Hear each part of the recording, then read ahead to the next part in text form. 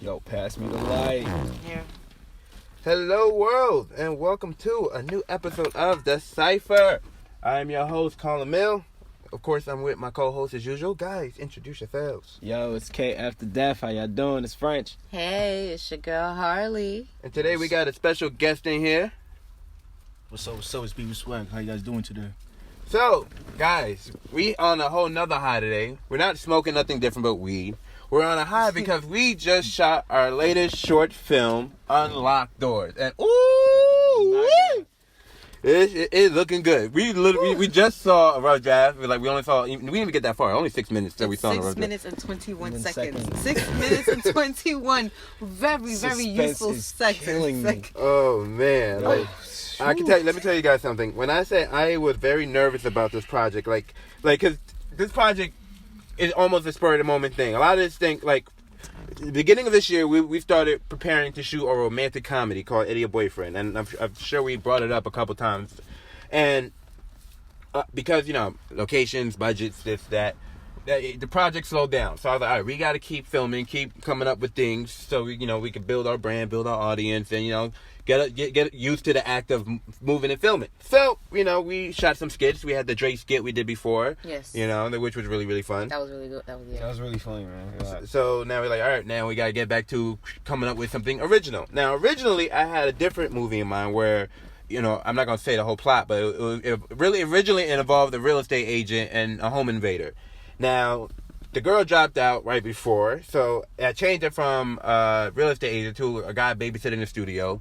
And then last minute, the guy who I hired played the villain. He dropped 3 hours before we shot the movie. Yeah. Oh, yeah. And, I wrote the script literally the night before. I had an outline, but I literally wrote the script the night before. And from last week, Monday to Wednesday, we met up every night from the hours after 8, 9 o'clock, from 9 to 3, 4 o'clock in the morning. We were just shooting and, taking breaks in between. With no AC. No AC. Hot. Oh my God, there's a sweatshop in there, man. Oh, Right, that's what the sweatshop and was. the Burning OCD calories. was serious. It was filthy down there. Oh, yeah, it was filthy. It was Oh, wet. guys, it was dirty. Can't say anything else. Come on, this is struggle is problems. Man. It was a struggle. It was a struggle. It was a struggle. There was one night I literally was like, here you go, because there's not that much herb in there. there was literally one night that I was literally trying to beat the sun home, racing, oh my God, please, no. Yeah, we was getting home really late every night. And to realize we only shot it, not even with Jordan, because the movie is the script is 90 minutes. We literally only shot 15 pages, so we only got a good 15 to 20 minutes of the movie shot, basically. So we got another maybe 70 minutes to shoot, but we're gonna release a short version of the movie because we're dropping the novella version this Sunday on ColinMill.com, which is almost like a commercial for the book. You need roll up? Yes, I need to roll. Yes, y'all. We're using raw paper, so Rob, you're listening. Hit us with the sponsor. Cut the check. Support. So, You okay? here is, let me tell you guys the movie of, it's okay. If you got a cough, you can cough, man. Just, niggas don't cough when they smoke. Come on now. Don't hide. Be yourself. No, I'm trying to exhale. Okay. So, the movie is called Unlocked Doors, and like I said before, the guy is babysitting a property for his mans, and like the title says, he let a few doors unlock and let the wrong guy in. Now, Frenchie's character hears this man in trouble and decides, I need to be a hero, save the day. He goes through another unlocked door and unlock another door by accident, letting off a fucking demon or monster. We haven't decided what kind of creature this is yet. But he lets it out and all hell breaks loose. And now it's no longer just surviving a home invader, but now also surviving this supernatural being that's now running around in the studio with them. Mm-hmm. And, when I first came up with the story, I was like, this sounds kind of stupid, but I think we can make it work. And literally, we was coming up with things as we go along. I had 15 pages written already that we would start shooting with. But as we were shooting, French would be like, yo, bro, were you standing right there? That'd be a great moment for somebody to get grabbed. Then boom, that ended up in the movie. And you know, it's like once we sat and was looking, like I was really, really nervous about this footage. You know, when you filming long hours, you know, you're tired. You know, you're looking at the footage, but you're looking from the camera, so you really don't have a good grasp of what you shot yet. So you know, you go home, you're tired. You're like, damn, did we get anything today? Did we get any good footage? And especially if you're filming with dude that lollygag all the time, because some of the actors we had was lollygagging while we were filming, and you know, making the shoot longer than it needed to be. So we're really tired. Like, yo, man, can we speed this up, bro? Like, we got more scenes to shoot tonight. Like, we're 4 hours behind right now, bro. Like, come on, let's speed this up. You know, so at the end of the day, you're like, damn, did I get anything? Did we get any good footage? And the last day of shooting, I didn't look at any of the footage. I was so exhausted. I was like, yo, I'm just gonna go to sleep. I needed like 2 days of rest because of how much, you know, how hard we was going those couple of days. And mind you, like I told you guys before, I wasn't planning to play the villain. Me playing the villain happened 3 hours before we started shooting. So I was not even prepared to play this part. I was prepared to play the good guy part. So now at the last minute, I'm over here like, damn, how do I play this part? Do I laugh with my regular voice? Do I laugh with a deep voice? Like, you know, like I have to figure this out, you know? Like, got that Disney laugh going on. But, heck yeah. Yeah, you know, so I was really nerve-wracked until Friday when I sat down and stopped by Lisa Nicole and was looking over the raw footage, and her reaction to the footage, just the raw footage, nothing edited. Like, we just now saw something edited, so we didn't have nothing edited yet. Wait, how long is the raw footage? Raw for like 3 hours. 3 hours of raw footage. Oh raw God. footage. Just raw footage. For a 20-minute movie. Days. We was there for hours. How did the whole movie takes place in one night, so we had to keep coming back and reshooting that, making it look like it's the exact same night. Yep. OMG. Yeah. Like what you saw was three like different three different days worth of taking. And literally 3 different days, and that's only 6 minutes you just saw right there, and that's not even all 3 days you saw yet. From the fresh guy point of view, how did you like the movie, baby? That's what I want to know. First of all, my favorite part was when he was dancing. I was like, I want to learn how to dance like that. No, but I didn't know how he came in there. Oh, how it broke in. Like, he's cool, because before I thought he just got knocked out in the floor. But he just got up and said like, oh, now you're awake. And then next day it'd be like, man, I don't know my favorite part, but it was cool, man. Nice, It's a nice experience. Thank you. Definitely everybody who's seen the footage so far have been geeking out. Like, they're surprised how interesting this short really is. You know, and I think what I really think it is because, like, remember, before we shot this, I showed you guys every horror movie I've ever shot before in my life, you know, from the worst ones to the best ones, you know, and I think that was the best thing I did to do with you guys beforehand, so y'all knew what mistakes not to make based on my own mistakes. Like, okay. Oh my God. Because you know how much it's like pressure I felt like I had, because it was just like Carl was just like, all right, I need you to start recording right here, and we're gonna do this, and I'm just like, damn, fuck. Wait. Don't. What do you want me to do again? And then it's just like I'm trying to make sure that I'm doing it perfect. So it's and like Harley did it perfect. She definitely did it. God. She did it. She really did it. What's up? Who's that guy? Who's that kid guy in the black? Oh, the one who let him stay in the building? Yeah. That's my co-producer. He co-produced most of them. He's literally the only reason why we have the access to a building to shoot a movie right now. Mm-hmm. So he was in charge. So great things. I mean, he's my co-producer, so he has as much say as I do in this, you know, because, you know, like, because we fund these things together. Like, I don't just pay for the copyrights no more. He paid the copyrights with me, you know. Like, when I need help paying for the domain for the website, he's putting money down for the domain for the website, you know. That's my boy. He's been around since my earliest productions. When my company was first called Hollywood Enterprise, he was the first one to like, yo, I want to invest, and he put $20 down, and we go get some tape, and we go shoot something, you know what I mean? So he's playing a small part in this one, and I specifically wrote this part for him. So he's doing his thing. He's kind of hard to work with sometimes because he don't like reading the scripts. You know, and a lot of times during the production we're like, yo, bro, you know, we're doing it, and he's like, why you didn't tell me this before? Like, nigga, I sent you the script already. He's like, you know I don't read. Like, bro, as my producer, I can't have you telling people you don't read. Okay? What about $1 million contracts in front of you? You're gonna want to read that whole thing. I'm slapping on reading glasses. I'm grabbing lawyers. Like, but come on. He's definitely like in filmmaking terms, you know. When he does put money up, he's considered an executive producer. But when he does helping, that's giving us like the location, like he did with this movie, he's more considered as an associate producer. Because really, this one, he's just help us get this building, you know. So like, because without him, we wouldn't be shooting anywhere else right now. Unbelievable.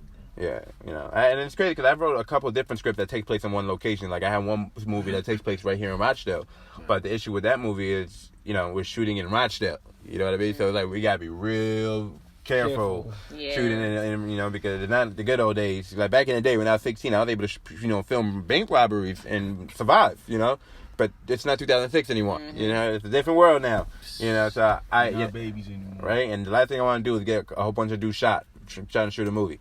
So. But my thing is that what was in his bag? I don't know, his money or something. When he was wearing a backpack. You know what's crazy?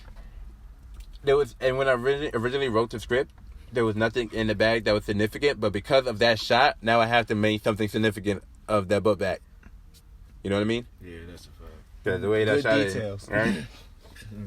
He's not the first person to say that. Actually, when I was watching the raw footage the other day with A at the studio, one of the girls that was watching the raw footage with us, she was like, hey, what's the significance with the bag? So I was like, shit, now I got to put that significance in there. No, it can lead to everybody else's wonders. Because remember, at the end of the day, A's character left to look for my character. Spoiler alert. Sorry, guys, that was a twist. But we'll save that for the long one. That's gonna be the long movie. But if you're not patient, the book will be out Sunday for you to read the whole story with the short. But yeah, we're gonna have to add something in there. Maybe that's the money for the assassin to hit. To kill the guy who was in the money for the hitman or the gun himself to protect something. Yeah, something. Drugs. We will find that out. We will figure it out. We'll improvise. Yes, we will improvise. Well, the 6 minutes that I saw, it just kept me in suspense, bro. I was like, oh my god, yeah. Get back on real quick. Sure.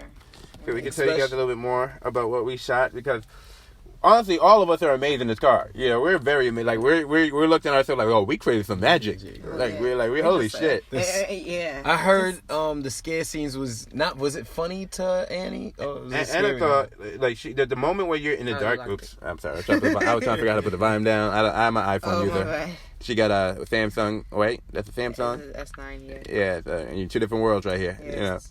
But And there's a scene where Frenchie is going down a dark alleyway. This is when he first gets into the building. And he's searching to figure out where the kidnapped victim is. And as he's searching, he had to pull out his cell phone to look in the dark. And the scene is very quiet. There's no music playing. As I shot it, there was no music playing. But seeing her reaction... completely down for now. Okay. And seeing her reaction to it makes me realize maybe we shouldn't put no music in there or anything. But, she jumped when Frenchie jumped, and it was like, okay, that's pretty interesting. So... It's gonna be a bumpy ride for y'all. It's an emotional roller coaster. It's gonna be emotional, funny, comedy. Oh, it's definitely a comedy. It's definitely a horror. That's one thing for sure. We definitely found the balance between. Equipment started to act up. Equipment started breaking. The tripod fell in pieces. 3 different parts. Literally, all 3 legs went different directions.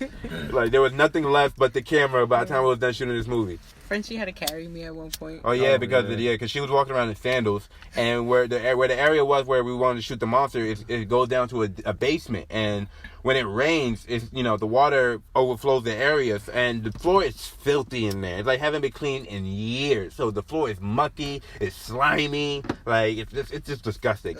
So we all had shoes, so we like fuck it, but she had sandals, so French got to carry her because she's not trying to get her foot in that mucky water, Oh, no. So, and this was not like one time carry. This was like multiple times. Upstairs, multiple downstairs. times. Like over and over and over. The things I do for love. You love me. Yes, I do. I don't know if I would do it. I'm sorry. I'm like, LCD on the max. Who told you to bring sandals, girl? Come on now. But you know what the crazy thing is? Like, I bought the sandals the first day, and it's just like, all right, I didn't know. Mm-hmm. But, the next day, we had to go back in the area, and right. I still brought sandals. I was still wearing sandals, and every time it was just like, Frenchie, I'm gonna jump on your back, carry me. A great brother. Hey, guys. Sorry to cut y'all off. I just got warn y'all. I just seen 2 cop cars drive past the opposite direction of us. Not through this way, but behind us. So, keep your eyes open. Sorry, guys, to cut y'all off, but, we try to stay out of jail. Were they the ones speeding down the block just now? No. I'm telling you, it came from the other block. Oh, okay. Yeah. So, we good. But I'm just saying, keep your eyes open. Okay. So, yeah. So far, we made the best of the location because, like I said, we don't have any money for nothing right now. So knowing that, I wrote specifically for this location. I went downstairs with my cell phone and I got some quick shots of the area. I'm like, okay, we're going to shoot in here. We're going to shoot in here. And we're going to shoot in here. And, I wrote with everything in mind. Like, okay, we got upstairs to shoot, which is the VIP. We got the main studio to shoot. And then we got the basement. And the basement is very dark, it's dirty, it's creepy looking. If you're there by yourself and you stand there for a long amount of time, you will get creeped out. I remember there was a time when we were shooting Frenchie's part. Harley was shooting a lot of stuff. Anytime I had the camera, when I wasn't on camera, I was holding the camera. So I let Harley hold my phone to shoot live on, Facebook and stuff like that. And at one point, we needed the phone so Frenchie could have light walking down. So she was in the dark by herself at one point while we kept walking into the darkness. And at one point, I just looked up. She was completely gone. I had no clue where she went. And I know she didn't walk back through the other side because that's where the mucky water was. So I'm just like, oh, shit. And she's claustrophobic, too. So I'm like, I was losing my mind. I was like, oh, God. I was walking in circles. I was trying While y'all was losing your the mind. whole time I was thinking, okay, I need to find a place to hide because I don't want to be in the shot. But I don't want to touch nothing. And then everything is so close to me. And I'm just like, oh, my God. And I can't leave. And I just wanted, oh, my God. Yeah, because when we saw her, we're like, Harley, you're in the shot. So she got to go back to the small little hole she crawled into. Yo, dead serious. I that was not like. Oh man, That was real fear in there, man. I Not cried a for a second. I literally. It's really creepy in there. Like, It's creepy. yo, it was like, what the hell? Oh my God, a roach! Oh, that's a big ass roach. And there's no sign of this movie being a monster movie at all. Like the movie starts off and the dude gets kidnapped. It starts off with the shot of the man tied up. Then it cuts back to cuts to the title. With the cool ass logo that I think is really, really cool. I made our. You'd be surprised what you can do on the internet for free, guys. You'd be surprised. Don't go ahead spending $300 on a brand new logo that you can do for free online. Trust and believe. I did that shit in 5 minutes. But then it cuts to 3 hours before, where the character Frank tells the character Graham, "Hey man, here are a few rules while you're in this building. Don't, you're going to go out, lock the doors. Don't be letting people in here. If it's not your mama or a bad bitch, don't let them in. And, don't open unlocked doors. Don't be unlocking doors." Dude, I know, he let him know, I know you be getting high. And, when you high, don't be unlocking shit and walking around. Because I know how you get. He's like, nah, I'm good. I ain't going to do that. And that's exactly what he does. He gets high and start unlocking doors and shit. Oh, I love this part. Oh yeah, when he's dancing. Yo, guys, listen to the beat. I love it. This is my favorite beat. yeah, you gotta wait till the scene. But it's a song that I created a long time ago. It is funny because for a long time I didn't really like the song. When I made it, I was going for a little, Lady Gaga approach or whatever, and I wasn't feeling it at first. Yeah, and then how do you do that move? It's hard. And Frenchie and Harley heard the beat. They're like, nah, you gotta use this song somewhere. This song. They're like, yo, it sounds like Britney Spears. And when they said Britney Spears, I thought I was like, maybe I'm thinking the wrong direction with it. So, and I didn't know what song I was gonna use in the movie. When we shot the scene, we had like 3 different songs playing. And the first 2 songs he didn't like too much. And then I put Lemonade, which worked out the best, and that's when he started really dancing. And I was like, damn, what song do I have that's just as good as Lemonade? And then I think it was yesterday, Frenchie told me. Yep, I said, yo, put that song in this bit. And I was like, I'll try it. And it worked. It worked beautifully. I can't wait to use it in the. Yo, please like and love this film. I would love to see this song on this film, in the trailer and everything. Cause I don't know if I want to put a trailer out for this because since it's so short, I don't want to reveal all the good shit in it. There's a lot of good shit in here. Like if I'm going to do a trailer, then I'm probably only going to show the first half of the shit where they him, hey man, watch the spot, and then he like unlocks the door, and then the guy come in with the gun, and then only show that, and don't let nobody know there's a monster underneath. Like let them just like, wait, where the fuck is this movie go? Just go? What just happened now? We went very Dusk Till Dawn in this movie. Very Dusk Till Dawn. Heck yeah, because I ain't gonna lie, I love Dusk Till Dawn. That was another. I love how they walk down the hall. Look, you can see it right there. The floor is disgusting. Yeah, it's wet, it's mucky. Yeah, when you see the character start going to the staircase and whatnot, that's when you see how dirty this area is. And that's nothing. Wait till you see the basement area where you see Frenchie's character go through. Frenchie's character supposedly died, because I'm not trying to spoil the other movie for y'all, but supposedly his character dies in a dirty area, a very, very, very filthy area. So there's a chance at life. Yeah, right. Let's find out. But I am so like into this like short film. Like I really want to see it finish. I'll be like, wow. Like we didn't even see the whole happen. Just be like, oh man. And Sunday, guys, you will be in for a treat. On Sunday, you will be very, very, very entertained. I will tell you that. he made a very interesting movie. You know, we all didn't know what we were getting ourselves into, but, you know, coming out of it now, that we spent 3 days in hell and came back with some shit, you know? It felt like hell. That shit was hot as fuck out there. Yeah, man. In there. Gotta go through hell to get to heaven, bros. Took so many takes. Mm-hmm. So many takes.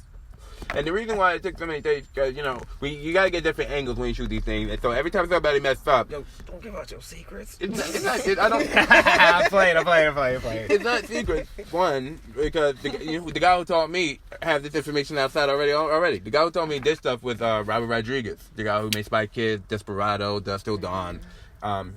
He got this thing called 10-minute film school, and he's like, yo, every time somebody mess up on their take, you don't shoot it the same angle. Switch that angle, shoot it from a different angle, make it look like you have mad cameras. And so that's what I do. We fuck up, all right, switch angles, try something else, get another angle. You know what I mean?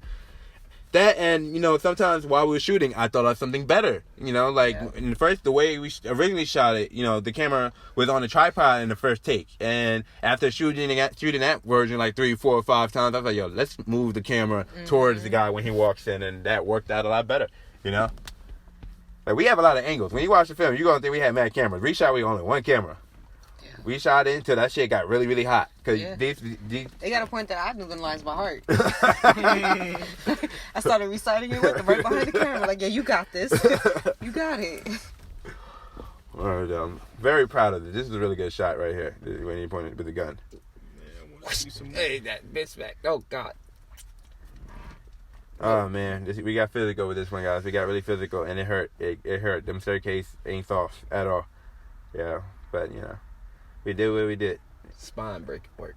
Oh, this part right here. Right? It's beautiful. Very well. Beautiful.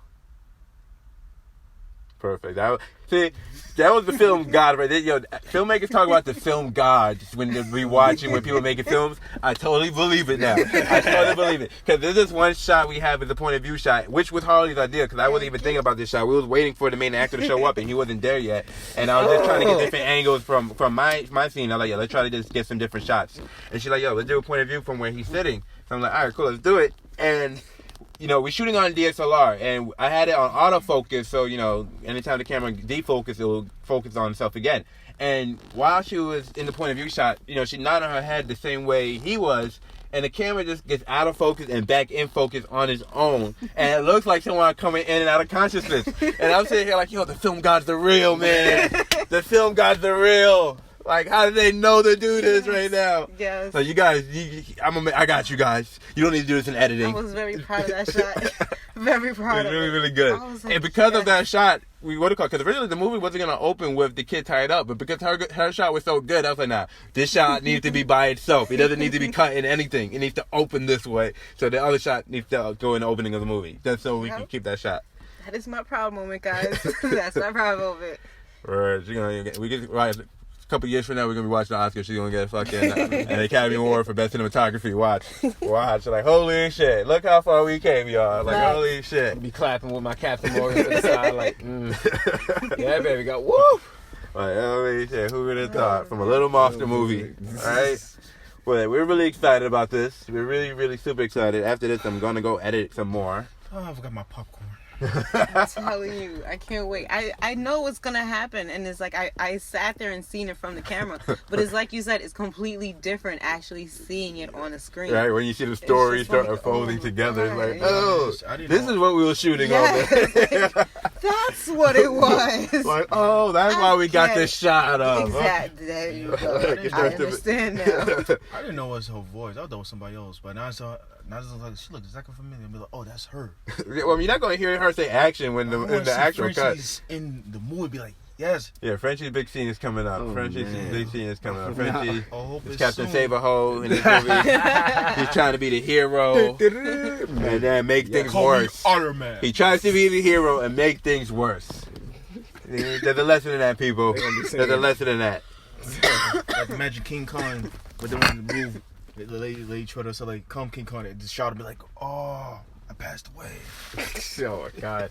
But the reason why we're here to tell you about this, and not just to advertise this movie, but I just want to tell you guys that you too can make a no budget movie. Everybody, I know you guys seen a movie where you be like, "Man, that was stupid, man. I can make a better movie than that." And in 2018, you can. You fucking can. Back in the day, I hated to admit that. Cause I didn't want nobody else to be filmmaker but me. Like, I'm the filmmaker. Fuck that. Nobody should be sharing my dream but me. This is my dream.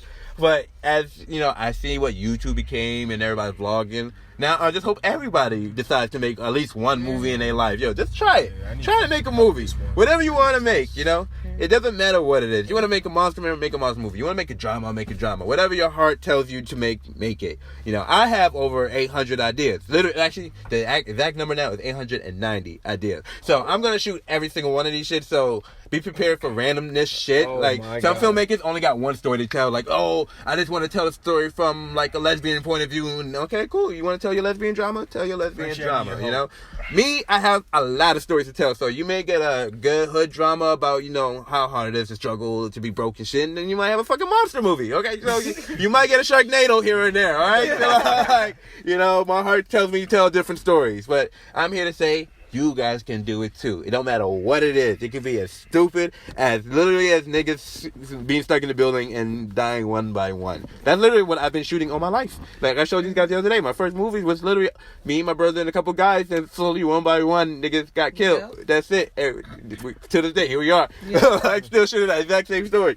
You know, just in a much bigger scale and more entertaining and more professional. Because you know, when you do something a matter of times, you figure out how to do it right. This must be maybe my 10th attempt of making a good horror, and I think we finally got it. Yeah. I think we finally got it. The last one I did got a good 5,000 views on YouTube, so I'm confident this one is gonna do well. At least 100,000 views, you know, at least. You know at what I was least. thinking about? Hope for more, but Of course. just gotta get that one. That one would be good.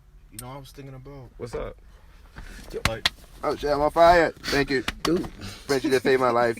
I was on fire. Thank you, Frenchie. No problem, man. You don't know what could go down during the Cypher, people. Dodging cops, putting out fires. You know, gets crazy out here, man. It's crazy in these streets. Struggles well, please. Struggles. you know what I was thinking about? What's up, BB? I was thinking about how the me and Frenchie was talking all day in the house that, like, he'd be like I'd be like the Black Panther, but he'd be like the king. He's like, I'm your father. Killmonger, fool. Wait, y'all want to do your own version of basically a Marvel movie? Y'all want to do your own version of a Marvel movie? Nah, actually, what was in my mind was that you remember some type of fighting scenes, Army or two. He wears Black Panther, I wear Killmonger, and we're just killing off zombies. Like we're the A-team going against a bunch of zombies trying to help people. Nah, you out. saying y'all wearing the Pacific outfits or something like Black Panther and Killmonger? Something like that. Something like, okay.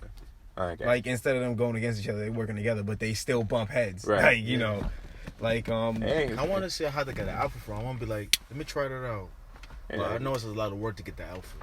Yeah, you go on the internet and just find somebody who makes outfits. It's not that hard these days. Like, you know, I've been eyeing the Joker outfit for so long now, just so we could do a hood Joker movie. I always wanted to see a hood version of the Joker. I always thought the Joker would be interesting as a black guy.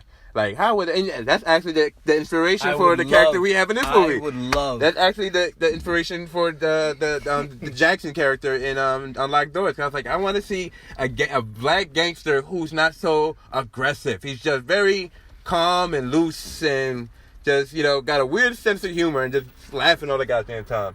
You know, because our character... Right, you pulled up a little bit kind of close. Right? Like, you too close, A man. little too close.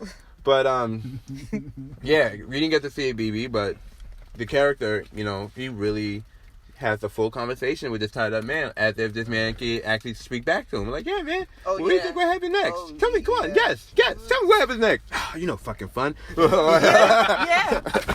And it's just, I mean, watching it, I was trying not to laugh. And it's just, Eddie was saying, Everyone's hard. Eddie was saying, she's like, I don't know how they was able to sit there and not laugh. I was trying so hard. Yo, and it's like, I gotta keep the camera focused. And at one point, it's like, let me just close my eyes. And like, but then it's like, no, I just hear him. And I'm like, damn it. No, I gotta make sure I got this. No offense. I thought Frenchie was there to be like, yeah, Frenchie. Oh, heck nah. I was quiet, but in the background, I'm just laughing. Frenchie was there. Frenchie was there Frenchie rolling up. You know, there was a lot of smoking in between these takes. There was a lot of smoking in between these takes. We needed it. Yeah, because it was a stressful shoot. It was a very stressful shoot. Man. But now, when we get, you know, more budget's involved and there's more people, ain't no way we're gonna be having these long ass smoke breaks. Like we had full blown hour and change smoke breaks, any shit in between. Yeah. But next, they're gonna 15 minutes. 15 minutes. Now here's the thing. With professional films, it does take at least an hour or two for them to turn around and switch angles with the cameras and everything, because they got full blown sets and everything like that. Mm-hmm. We ain't got that type of budget, so ain't no. Everything stayed right there. Right, like ain't no hour turnaround. 15 minutes. Like, yo, we got 15 minutes. We gonna switch this shit up and get back into this shit. Yep. Not even, because when we shot the Drake skit, we like. The Drake thing, that was like 20 minutes. Like, we were just 1, 2, 3 in and out. Like, all right, they gonna move. Look, Switch angles. Boom, in boom, all boom. All honesty- right, your turn. Boom, boom, boom. All right, your angle. Boom, boom, boom. All right, look at the wide shot. Boom, boom, boom. Like, 1, 2, 3. And then, so it was 20 minutes. So I thought when he was like, "Hey guys, you wanna film? And Harley, you wanna take care of the camera?" And everything? I'm like, "Sure." We was in there 1, 2, 3. 3 hours in, no AC, no water, and I was just like, "Listen, Linda. No, and the actor's taking this sweet time. The actor's taking this sweet time to get into character. I mean, just the intro alone, just the guy walking in and that And whole conversation. You guys can see this. It's online because we live streamed a lot of It this. took like 45 minutes just to film that. And it's a And 5-minute that, scene. that was only like a 3-minute thing. You said 25 minutes? Listen. Oh, unbelievable. Listen. Sweating everywhere. I'm What? sweating already. What? It was hot. Well, question, how many likes you had in the video? It's not online yet. What you saw was a rough draft. That was a private clip. Ain't nobody else seen that but us. Ain't no. You hear? I mean, I was saying action in between cuts. This was our our red carpet moment. Right. A half record Half moment. red carpet. Like, you don't know this, BB Swag, but this is our production office. This is our recording studio. This car is not a car. This is the studio for this car. This car is our office space. This Literally. we come here to get work done. Oh, we make business deals here. Right? Contracts. Right? We done We develop. negotiate. We done develop stories So we got here. what's We here. come up with ideas. We develop a lot of property in this car. Right. There's So a lot of the first intellectual podcast property. you guys did, With here. when he showed me was in this car. Yes. Same- Our first recording of the podcast was in this car. Our first podcast. Yeah. Yeah. Yeah, man. It was just, we sat in the car, smoked the blunt. The car was like, "Hey guys, I do podcasts. You Well, want to I do got one? it. Let's do a I got podcast." Well, I got a Okay. question. What's that? When did you start this podcast? Like this is your you started like last summer? Or Oh started- Lord, I started podcast years ago. I what think now? I think my first podcast was maybe my first official where it was just live for the internet for anybody here. I think it was 2012.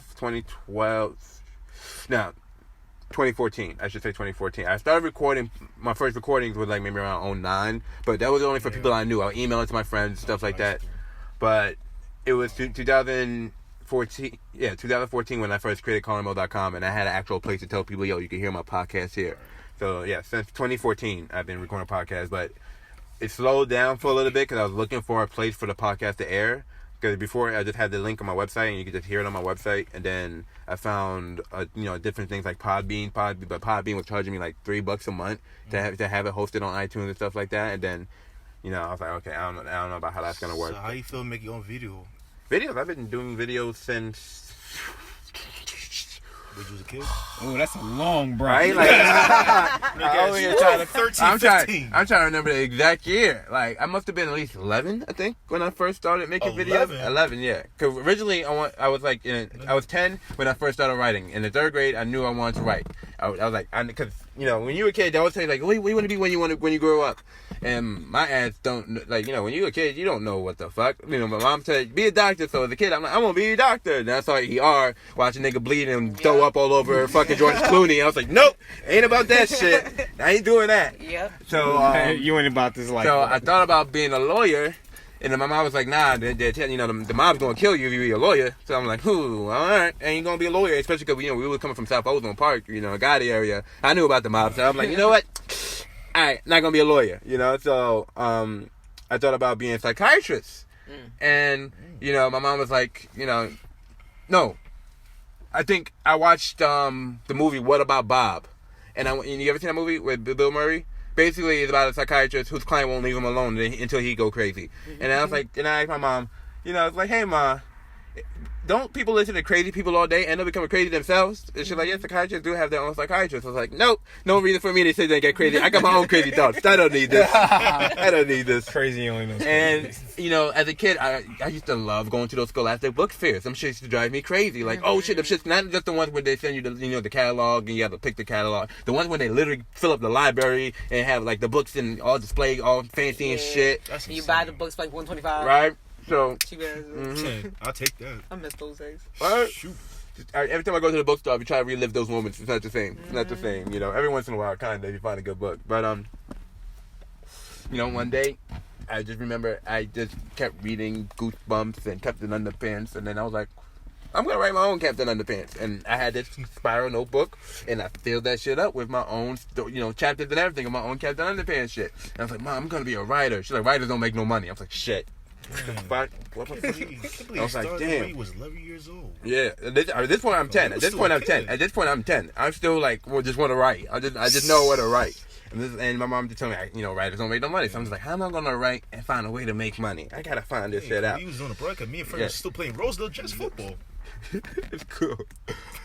So the following year, Scary Movie came out, and you know, everybody, you know, in the hood was talking about fucking Scary Movie. If you didn't see a Scary Movie, you wasn't cool. You know what I mean? So, you know, that's when we had the bootleg Time Warner cable boxes. You remember the Time Warner boxes? Mm-hmm. The bootleg shits. So we had this. Right. Special channels. Facts.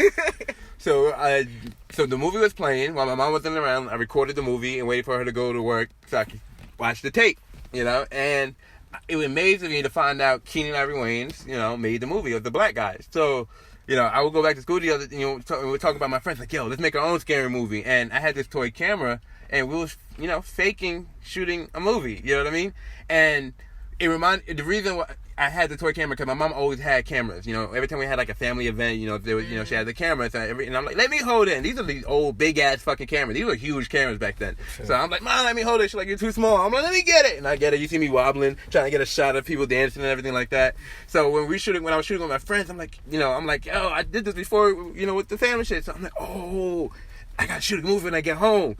So first I had these little ugly ass web cameras. You couldn't see shit with these web cameras back then. It's 2002. 2001 at this point. I remember those days. Yeah, shit, you can't see shit through these cameras, but I was trying to get these shots with the camera, and I'm like, shit is blurry. Now, my cousin Anthony, the pastor, y'all remember my cousin Anthony, the pastor? Y'all met him before. Yeah, I met him. He had a camera of his own that he left in my crib, so I'm like, bet, I'm gonna use his fucking camera. So, you know, started shooting some shit with his camera, just shit with my friends, you know, and got a little good shots. I'm like, okay. So, my mom peeped what I was doing with the camera, and she didn't want me to break my cousin's camera, so she bought me my own camera. And she was like, I'm not gonna let you have the camera all the time because I don't want you to break it, but when we go out on family trips, you can record it. So 2002, we went on a trip to Canada, and you know, I filmed the whole fucking trip all the way, like the 8-hour drive all the way down to Canada. Talking like I shot a vlog as like in 2002. Like I gotta put that shit online so y'all can see this. But I literally shot a vlog in 2002. How did it go? It's fucking interesting because you hear a 12-year-old talk so much shit. Like I'm sitting in the car like, yo, so it's been 6 hours and I have not seen one black person yet. I'm like, yo, it's fucking crazy what's coming out my mouth. You know, and you start seeing the difference between me and my twin brother too, because I'm listening to Will Smith, Eddie's listening to Nelly. You know, like I'm sitting here like, yo, Men in Black 2 just came out, so I'm like, nod your head, the black suit's coming, and Eddie's going, it's getting hot in here, and we're going through puberty, so his voice is squeaky as hell. So he's like, don't take off all your clothes. like he was really going ham in that car. But after that, every time I had a chance, I'd try to shoot something. When we went on the cruise, I was like, Mom, let me get the camera. And I shot our own version of Titanic when we was on the cruise, which was just basically me and my cousins running on a boat, knocking on the door, like, yo, the boat is sinking. Open the door. Oh, my God. Why? It was good footage, you know? It was good fucking footage. You know, and I just kept shooting after that. And, you know, every time I had a chance, I had a camera, we shot some shit, and that went all the way to here we are now, 2018.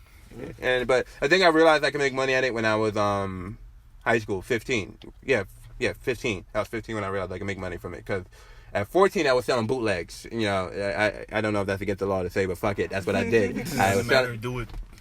you know, because there was a bootlegger around my hood, and he had a lot of movies. So, I used to spend any little money I had on buying movies, and, I needed more money to buy more movies. So I would just copy the movie that I got from him, then bring the DVDs to school, like, yo, who want to buy it? And, I'll just bootleg these movies every once in a while. I'm not going to say which ones. But, so in high school, what do they call it?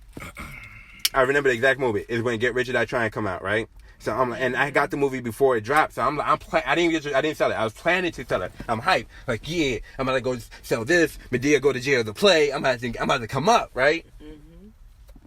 This guy come to my church, and we're gonna have to roll up another one, bro. I get that. So the guy comes to my church, named Elder G. Craig Lewis. He had this thing called The Truth Behind Hip Hop. This was, YouTube conspiracy theories before YouTube conspiracy theories. He came to the church, and everything you hear now about Freemasons, Jay-Z, and all that stuff, he said this shit back in 2005 in the church. So he's, going through the slideshow, he's playing clips for us, and I'm like, holy fucking shit! Because I'm bootlegging these shits. I'm like, I don't want to sell this type of shit to people.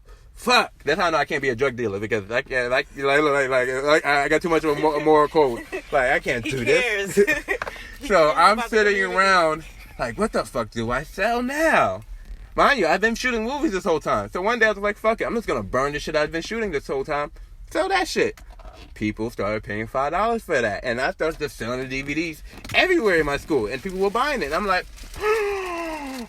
holy shit, I can make movies and sell movies. Now, if I was smart, I would have made a website at that point, but it took me a good fucking 10, 20, 15 years before I realized, oh shit, make a website. But but what I had was YouTube, and at that time there was a thing called Skonex. Skonex was like the Facebook for high school kids. I remember it. So that's how I was able to promote my newest videos. Like, hey guys, new video, da-da-da, you want it? Peep me in school, I'll sell it to you for $5, and people will see the new video, and they'll buy it from me and everything. And I was like, okay, I gotta make a full-length movie now. The first movie I shot was called Cost of Love. Originally it was called Cost of Love. And that movie only happened because, once again, spur of the moment thing, I had original plan. We were supposed to shoot a movie called Devin Dash. That was the name of the original movie we were going to shoot. And it was supposed to be about this guy who was trying to get out of life for crime, and he owed money to a bad guy. I was supposed to play the bad guy. His name was Domino, and I helped create. I actually gave him the name Domino because the name she had for him was Man Whack or whatever. But the project fell apart because I broke the cardinal rule in filmmaking, which is you don't mess around with anybody you're making the movie with. So when me and her fell apart, the movie fell apart, and she was the writer and director of this project. So when she fell out, there goes the writer and the director. So I'm not gonna try to shoot her script. Fuck her. She just left. So I'm sitting here like, I got the cast, I got a crew. I spent all summer preparing to shoot something. We're gonna shoot something. So I quickly wrote a script. Now, originally, I had a short film that I shot before the summer started called Cost of Love, and it was for a BTJ contest or whatever, right? This BT contest was about BTJ is not even around no more now. It's called BT Hurt, but they were having a short film contest, and they had this thing about like AIDS. May I have a roll, please, yes. sir? Sorry to cut you off. So they had this AIDS awareness contest. So I wrote 3 different storylines about AIDS, and everybody who I told this, I had 3 main ideas, and I told all my friends about it. Did I rip this? Oh, I thought I ripped it. I had told 3 friends about it, and they all liked the idea about a guy who robbed the bank trying to find the cure for his girlfriend who got AIDS. The thing was the girl cheated on him and whatever, and he was a real simp because he was like trying to get the money to save his girl's life, even though she cheated on him. He's like, my nigga, why do that? Anyway, so that was the original. We shot it and everything. That bank right there, the City Bank right there in Rochester Village, the small mall. Mm-hmm. So we originally shot the bank robbery over there. Originally, somebody else was supposed to play the part. My boy Hazy, he was supposed to play the part, but then when he realized there was a bank robbery, he's like, fuck out of here. I ain't doing this shit. And so I'm like, fuck it, pass me the gun, give me the fucking mask, I'll do the shit. So niggas just laughing, and I'm like, fuck you laughing, nigga, we gotta go get this shot before people show up. What you waiting for? Let's go. And niggas like, oh shit, he's serious. So we get in the bank, shoot that shit, boom, boom, get like 2-3 takes, get out of there. And when we first shot it, it was on my small, horrible, I had this really small camera. Like, remember how cell phone footage used to come out when you used to shoot it? That's how the footage used to come out when I shot on this camera. Yeah. Like, the footage wasn't really great, but it was visible. You can see what's being shot, you know what I mean? Especially if you had good lighting, And I had it mostly because, I needed to sneak into the school with it, Because, you can't be going to school with cameras and shit, but that was my way. I snuck that shit in every fucking day. Every day I had a camera on me. Never went to school without a camera. Never. So, what to call it? We had to make robbery and shit. Then we shot the rest of the movie. My school had a film festival. I think I cut out the AIDS part because we wasn't fucking with it no more, and I just made it about a guy trying to rob the bank to save his girlfriend because she had to move or something, and it worked out in the film festival. So when Shorty later on, months later during summer, after me and her fell apart, I was like, fuck it, we're gonna reshoot that movie. I'm just gonna add some more shit. We're gonna reshoot that. So we went back to that bank, shot that whole sequence again on a new camera. Went ahead and got some more scenes. Only got 40 minutes of it, but I was like, fuck it. I got 40 minutes. I can always do a sequel or whatever. And then I put that on DVD. There was a man named Mr. Jackson, William Jackson, who used to have a tax service. He did a lot of service at the small mall, and I used to sell the movie through his store. And, I had posters everywhere. Every building I had put a poster in front of the building. Hey, see this new movie shot in Rochdale from guys who live in Rochdale, now selling at Mr. Jackson. And, I would literally forget that I had to sell him. I would show it to Mr. Jackson's office because, he did everybody's, he, what's the word? Notarized a lot of everybody's stuff in Rochdale. So at the time, I'd go do something for my mom and had to get a notarized. He goes, oh, shit, here, you made some money this weekend. I'm like, oh, shit, I got some money? Oh, shit, I forgot all about this. All right, cool. But yeah, that's basically how I got here, where I am now, making movies and making money out of it. It started with Cost of Love, but it's no longer Cost of Love because I ended up re-editing the movie to New York Shorties. Because after Cost of Love, every time I try to shoot a movie, it just didn't work out. Somebody will fall out the project, the script didn't work, or something like that. Like every different story. Like I had a movie called The Sex Tape Scandal. We shot for like maybe 2 weeks, and then I had a fallout with the girl who was playing the main actress because it's my fault. I should say it right now. It was really my fault. What happened was she was at another location. I'm like, bitch, the fuck you doing over here? We're supposed to be shooting over here. And she's like, why can't we shoot over there? Common sense now, when I think about it, I could have been reasonable and go, you know what?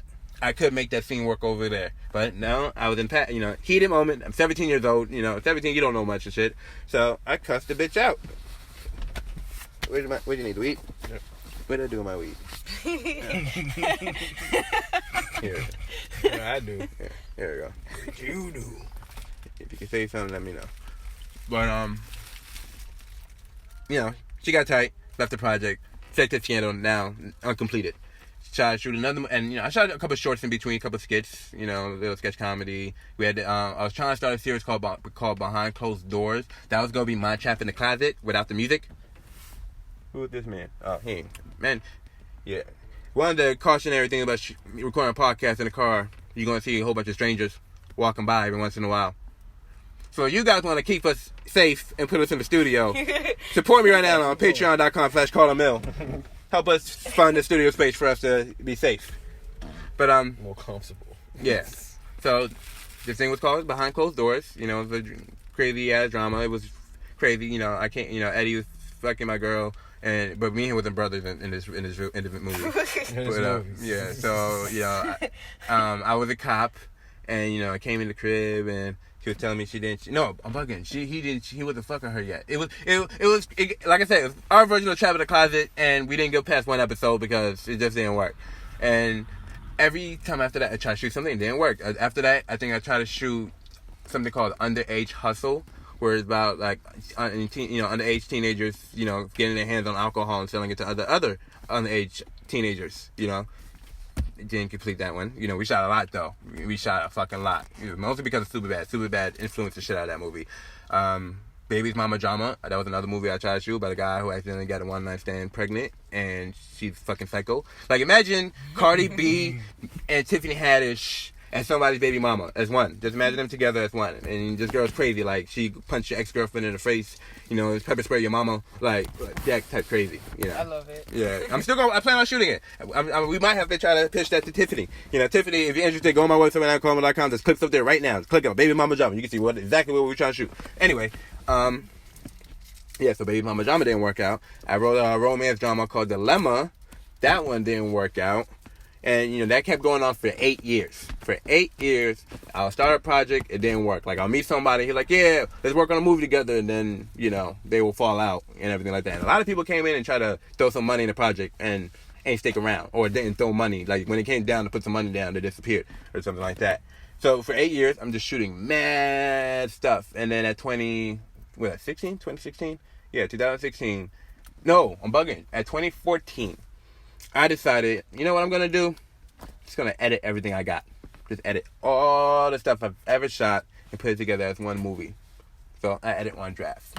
It was still gonna be called Cost of Love, but I changed it. But then I realized somebody made a new movie called Cost of Love, and it was about like gay people falling in love and da da da. And I was like, can't use this title no more.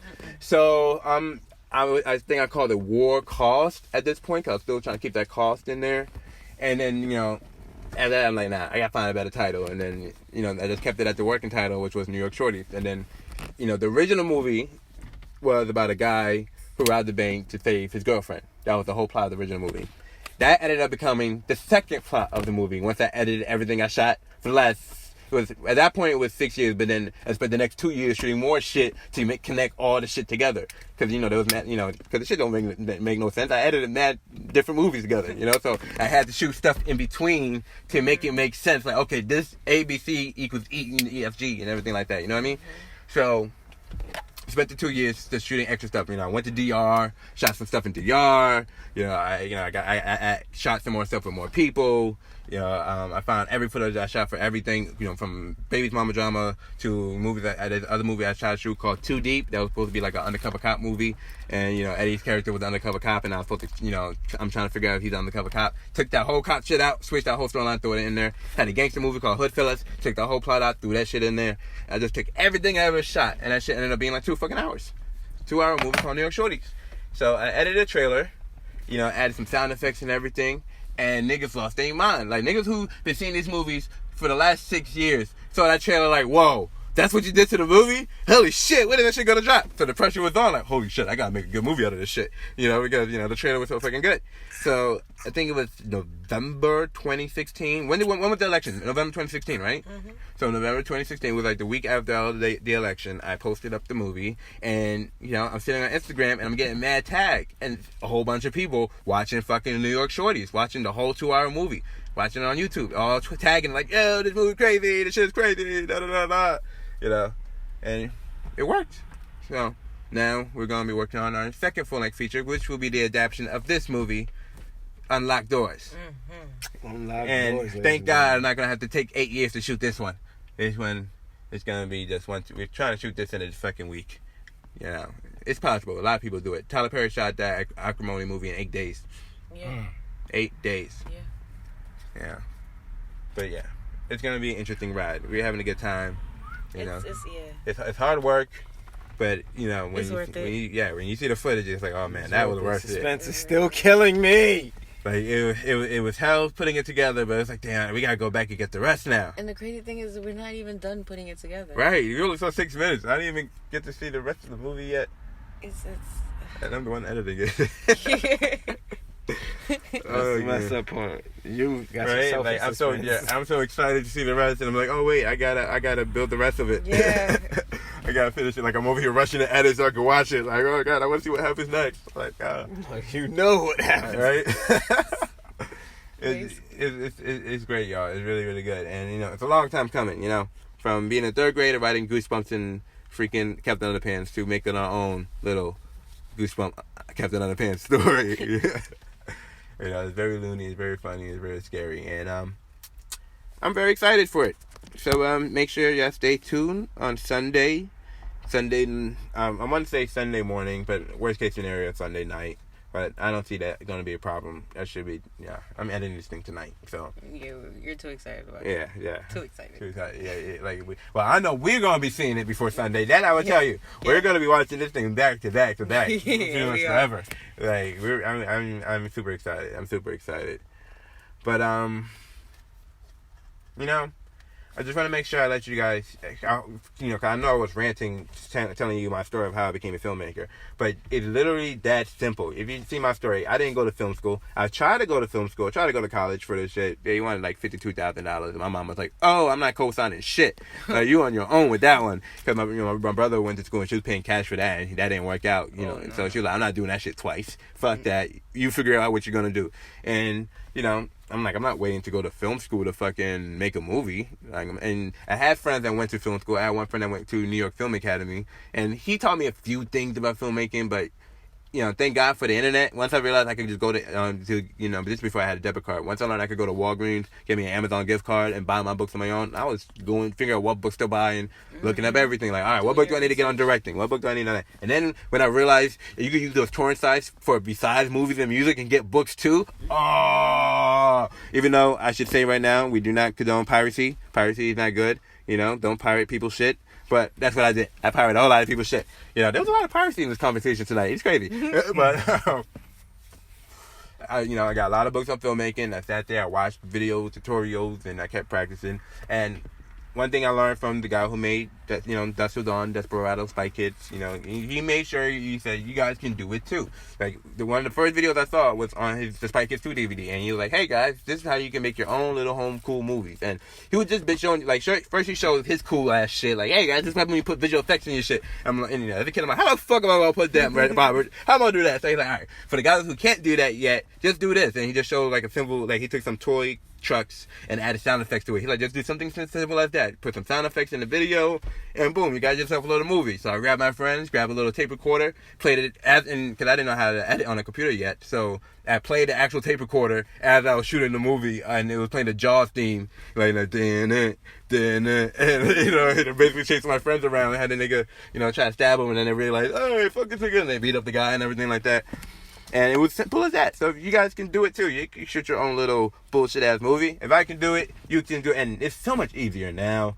Back then it was so much harder. I had to edit on a VCR. You know how hard it is to edit on a VCR, people? It's not easy, man. I had to connect 2 VCRs together and everything. Just don't do it. Don't do it. But now you can edit. You can literally edit on your phone.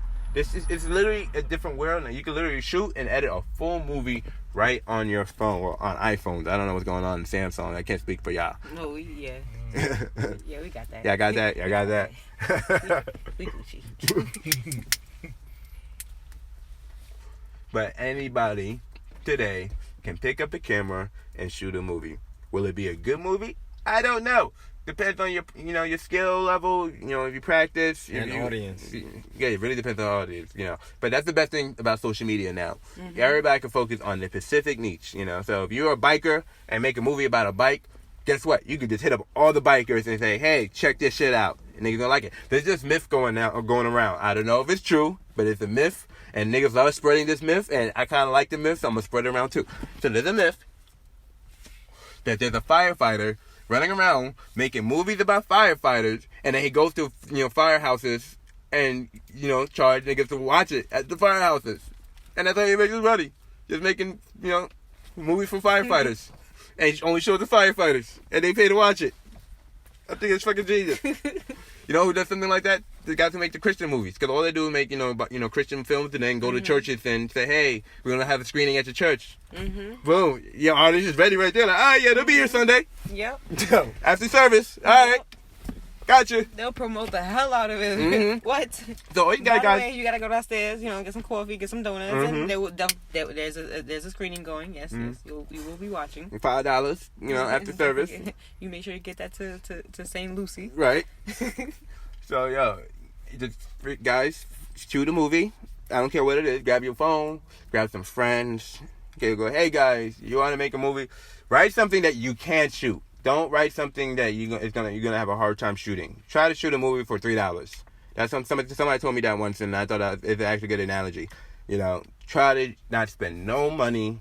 Get some friends together, write something you can. If your dad owned a liquor store, write a movie about a guy who worked at a liquor store. If they work at a deli, write a guy who works at a deli. Matter of fact, Kevin Smith, the guy who we watched the other night, Tusk, his first movie was about a guy working at a convenience store because he worked at a convenience store. Clerks. Mm-hmm. At the end of the night, he'll close the store, shoot the movie, go wake up the next day, not even wake up, finish shooting, start the day, go back to selling fucking cigarettes and candy. Day ends, get a little nap. In the back seat, not in the back seat, in the back of the store, get back up, start filming again. And they did that for weeks. And he spent bread. I think he spent like $67,000, some shit like that. And he used credit cards and all that shit. He was in debt. But the studio came in, bought it, so he got it. He was one of the lucky few. Not a lot of people survive that, spending a lot. That's why I'm like, spend no money, because a lot of people were like, fuck it, the studio's gonna buy this movie and we're gonna make the money back. Doesn't always happen. So, spend no money, find your niche, because people will watch, especially if you focus on your target audience. If you're in the hood, And this is one of the reasons why I make a lot of urban related content, because in the beginning, when I did Cost of Love before it became New York Shorties, I didn't perceive it as a hood movie. I perceived it more of a action thriller. It just happened that the nigga was in the hood and there was gangsters in the movie. I didn't perceive it as a hood movie. But as I kept making shorts and skits, my first real audience, besides people on MySpace and YouTube, were people from the hood. And I looked at what they wanted. I listened to, I heard them talk about other movies, what they liked about my stuff or whatever, and I realized I should focus on my people. Because the movie that they want to see is not coming out. Black Panther is probably the first time anybody sees something close to what they've been imagining. Like, yo, wouldn't it be cool to see something like da. So now here we are making our own first hood monster movie. And our movie is not going to be no leprechaun in the hood. Not that type of cheesy stuff. We're not shooting cheesy hood horror movie. We're talking about like, legitimately, it feels like a regular movie. Your imagination is going to go bonkers to the monster. That's exactly what I'm saying. End it right there. And you guys can do it too, If you're in the hood, so of course we can make a hood movie. If you're not in the hood, you don't have to make a hood movie. If you're in the suburbs, go ahead and shoot The Purge over. You know what I mean? What? Use your imagination. Use what you got to your imagination and edit it together and share it to whatever group it is. You got mad cats at home. Make a cat movie with all your cats. Just shoot all your cats. Add the voiceover for each cat, and share it to cat lovers page. Every cat group on Facebook, share it to them. See what happens. You know what I mean? Yep. Just figure out your niche. See what you got. Work on it. If you're a rapper and you're in the studio, make a movie about being in the studio all day. If Willard, because Willard is about a guy that talks to rats. Yeah, but they had a budget for Willard. That was a budget. They had a budget for all them rats. Them rats ain't cheap. Rats ain't cheap. So, like I said, spend no money. But this is this episode of the Cypher. I hope you guys learned something. Make sure you go shoot something. Because 2018, it's possible. And smoke responsibly. And stay tuned Sunday for the premiere of Unlocked Doors. Make sure you check that out. The book will be online with the short. So please support.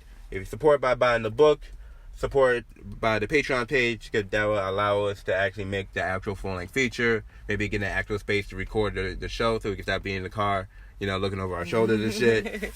So support. Appreciate y'all. Much love. God bless. 2 pieces of chicken grease. I'll see y'all later. Deuces. Good night.